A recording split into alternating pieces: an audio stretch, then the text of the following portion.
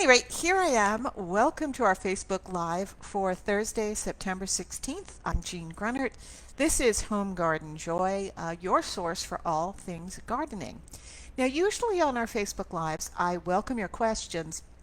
And I actually had some good reader questions this week dropped in our inbox. Most of them were pictures, though, of bug cocoons that they had found and wanted me to ID.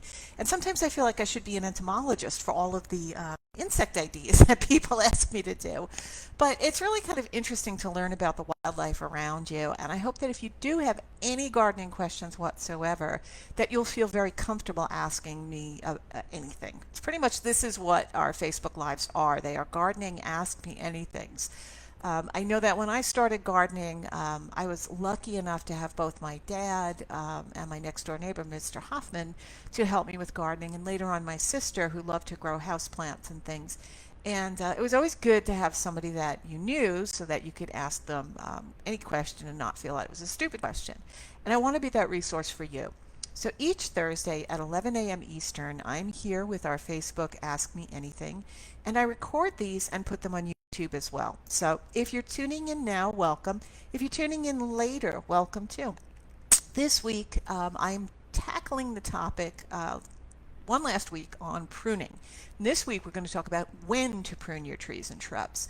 And I have a very special gift just for you. And I'll get to the gift at the end of the presentation. So stay tuned, stick with me here, and you'll be able to grab your gift at the end of the presentation. So first, when do you prune trees and shrubs? Now, we've talked in the past couple of weeks about why you prune. There's 5 reasons to prune. You do it mostly to shape the plants, but you can also do it to improve the quality of the fruit or the flowers that the plant is growing. We talked about pruning tools, and I showed you my favorite pair of scissor pruners, anvil pruners, my loppers, my pruning saw. I brought them all here on camera, and I showed them all to you.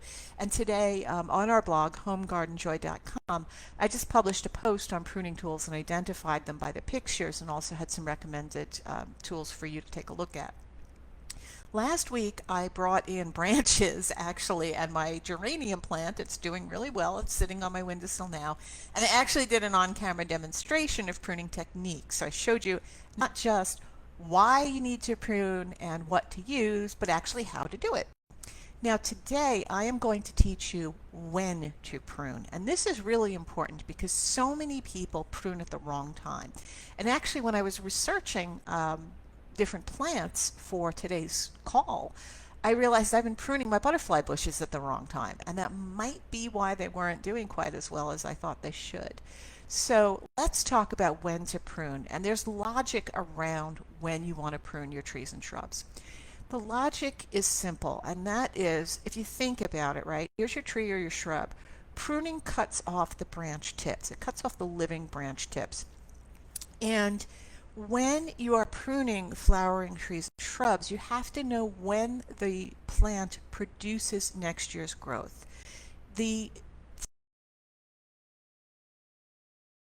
our blog, or have learned along the way, is the process by which plants reproduce and create seeds. So the plant's flowers eventually become the seed or the fruiting body, like an apple, which has seeds inside of it to grow a new generation of plants. When that plant makes its seeds, if you are cutting off the growth for the next cycle, you'll end up stopping the flowering cycle. And that's why if you prune things like hydrangeas at the wrong time of year, or butterfly bushes, or crepe myrtle, even roses, they either don't flower or they flower poorly the next year.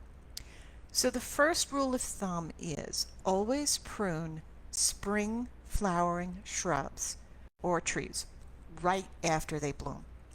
So that goes for your lilacs, it goes for your azaleas, your rhododendrons, Caria japonica, the viburnums, weigelias, redbuds, quince, deutzia, I'm reading from a list here, sorry, honeysuckle. If you have honeysuckle vines, you want to prune them all right after they flower. So for lilacs, for example, that's the question I get a lot. When do I prune a lilac? You want to prune your lilacs right after they flower. So if they're flowering in May, let all the flowers finish, let them produce seeds, and then you can begin cutting off the branches and prune it back. Okay, the plant has enough time then during the summer months to generate next year's flowers, because they will be producing next year's flowers on new growth after spring. Okay, so spring flowering trees and shrubs are pruned immediately after they bloom. Now, what about flowering shrubs or trees that bloom after June? So you've got your summer bloomers, you have got fall blooming stuff, right? Well, these plants often and most likely produce their flowers from buds which are myrtle right now outside the window that's blooming beautifully. It not last year. The forsythia, meanwhile, already has its flowers for next year. So it's okay for me to prune that crepe myrtle anytime in the late winter. So any shrub that blooms after June, so your summer bloomers, your fall bloomers, they are pruned in late winter. So think February, maybe March before they start leafing out. Plants that you want to prune in late winter include butterfly bush, Japanese beauty bush, summer sweet, altheas, the hydrangea, PG hydrangea especially, St. John's wort, crepe myrtle, any type of rose, bushy roses, spireas, and I'm thinking, see, anything that's, I think I mentioned beauty bush, calicarpa, but all of the plants that are blooming in the summer into the fall, those get pruned late winter. So to recap, when beautiful foundation plants most people have, the azaleas, the rhodas, magnolias, the honeysuckles, the carriers, all of that, you prune spring flowering shrubs immediately after they flower, so late spring, latest early summer.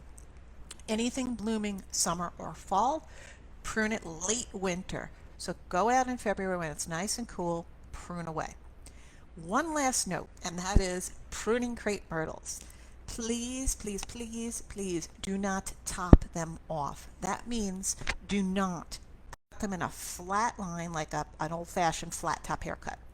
Crepe myrtles are often mispruned to be kind of flat on top, and it really damages the plant. They are a beautiful shrub, almost a tree. And the way to prune them is to sort of prune them so that their growth is upright, and you want to take out individual branches inside of it.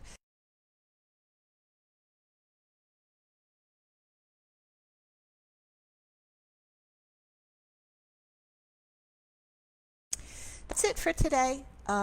Speaking of when, I have created a beautiful handout for you, free. You don't even have to give me your email address, although if you'd like to sign up for our newsletter, we have a great newsletter, and I'd be delighted if you did. But go to our website, Home Garden Joy, and on any of our pruning articles, which are in the blog section, or you can use the search bar and type in the word pruning, you will find a box, and you can download, no charge, a nice little handout which lists the plants I mentioned today and when to prune them. So you can download it, keep it handy, and use it to make sure that you are smart and pruning your trees and shrubs at the right time. I'm Jeanne Grunert for Home Garden Joy.